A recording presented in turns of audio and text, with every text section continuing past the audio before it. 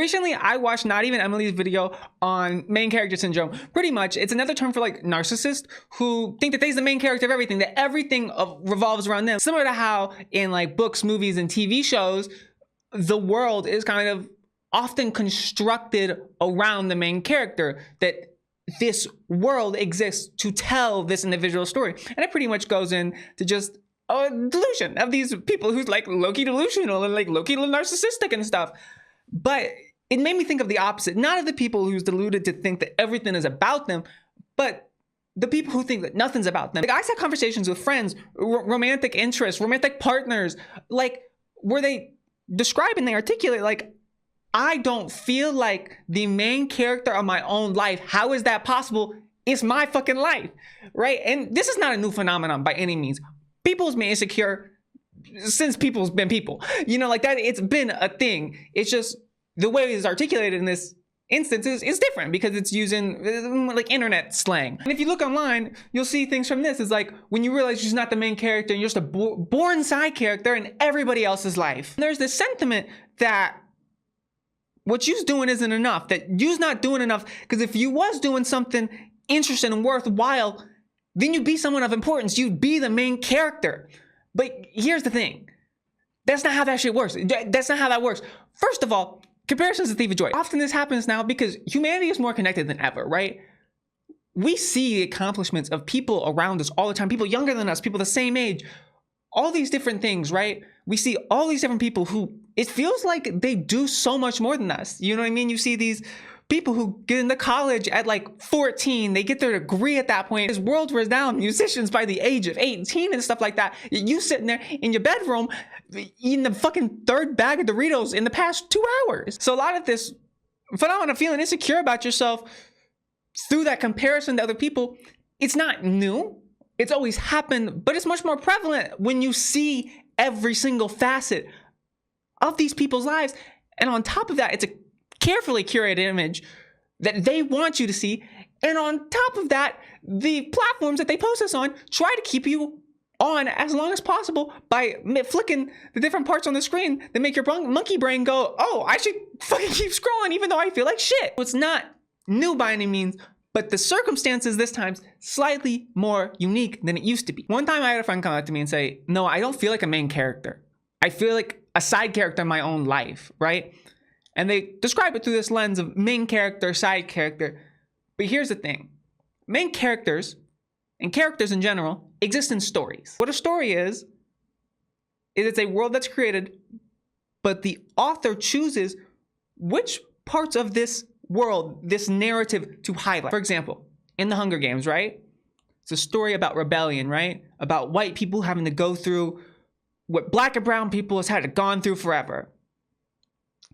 And it's about this girl who becomes a symbol of this revolution, right? And it focuses on her struggle, her hardships, her struggles with love, with family, with duty, and stuff like that. But here's the thing. You never see her when she's making a duty. You never see her when she's going duty, when she's pooping.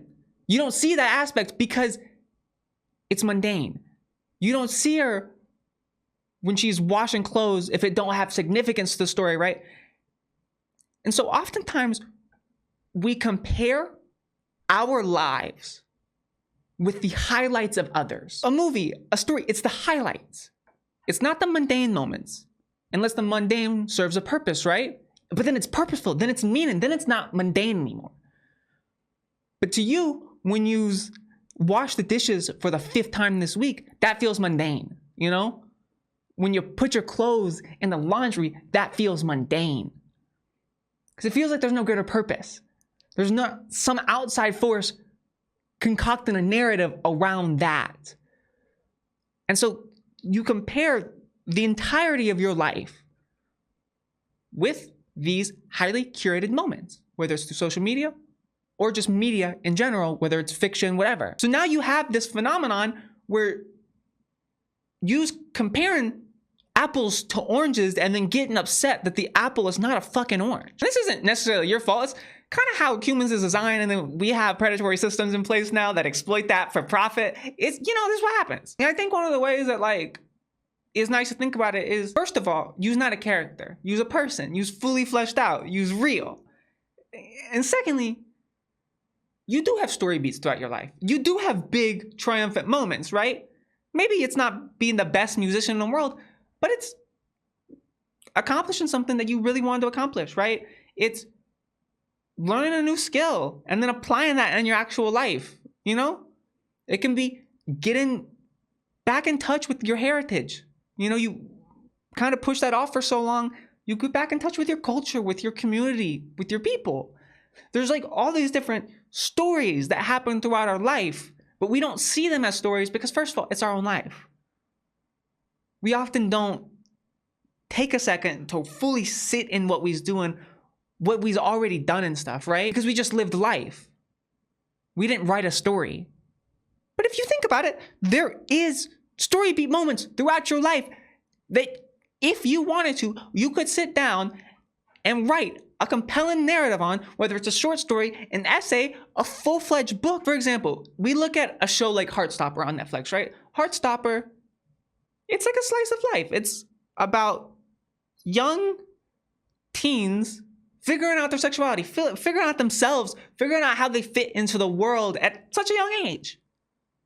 Something that we can all relate to, and if you think about it, is pretty mundane. But the writers of that show embellish certain parts, create more drama around certain things. It changes this mundane aspect of growing up and making it a story. That's all it is. That's the difference between your life and a story, is you didn't embellish parts yet. You didn't strip away the mundane yet. That's the only difference. It's not that you's not a main character, it's that nobody is, because you're not a fucking character in a book. You's a person. Now, you can be a character if you decide that, if you want to write that story down, if you want to make something out of it. But just by virtue of existing, you ain't no story. You ain't nothing like that. You's a person. So don't treat yourself like you's this object, this thing, this entity that is there to derive some sort of meaning, because you don't have to do that. You just need to live. That's it. In similar vein to all this, I also seen a TikTok like this one, for example, where it's nobody understands how draining it is to be the side character friend who always has to use humor to stick out in a friend group, or it feels like no one would even bat an eye at them. The friend who's always happy for others, successes but secretly craves some for their own. The friend who is so used to playing the side character role that they have forgotten what it's like to be a main character, it's forgotten to be to someone's number one choice. And while this is not necessarily exactly in the same vein as the past stuff, it's more so feeling like you's not prioritizing your friend group, just slightly different language, because that's what it is. It's feeling like you's not a priority in people's life, that you's not important enough, that you don't matter enough, right? And this is something I can relate to. I didn't really have friends growing up, like at all. I mean, I had people that I thought of as acquaintances, but I think about it, every single Halloween I had to invite myself out. Like, so yeah, I had like people to do stuff with sometimes, but it's because I either asked them to or I kind of just showed up. Obviously, that's changed since I came to college, since I grew up, and I realized it's not always me that's the problem. Like, trust me, I did things wrong. Like, there was aspects where I was a problem for sure, but that's true for most high schoolers. It was kind of just, it was a bad fit of the people I was around, you know? I tried to make it work a bunch of times, and the one time I thought I made it work, motherfuckers turned out to be really racist. So what can you say? I relate to that. I relate to feeling like it's not necessarily funny, important, or anything like that. That changed when I started doing social media, because I was like, oh, wait, it might not be me that's fully the problem here. You know, people do find me entertaining and stuff, you know? And then when I got to college and I wasn't around those same people, right? And I met different people who wasn't just people that I happened to be around because we happened to be born in the same area or grow up in the same area. It's people that I went out of my way to meet, you know? And then we become best friends from that. And I realized, oh, it's not necessarily me that's the issue here. So I feel like with this instance, the thing I would say to do, just go meet other people. And I understand it can be hard if you're in high school, but try and like do like an intramural sport, something like that, a club or community. That's not even necessarily has to be at your high school. It could be meet up somewhere else, you know what I mean? Somewhere else in your local community.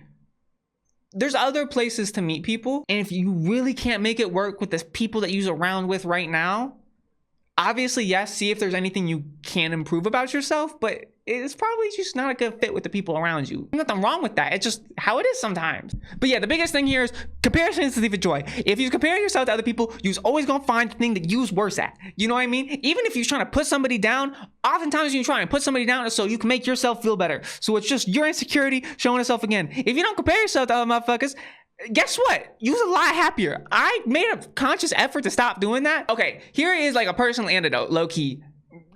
Gonna name a name of some influencers. Hopefully they don't mind.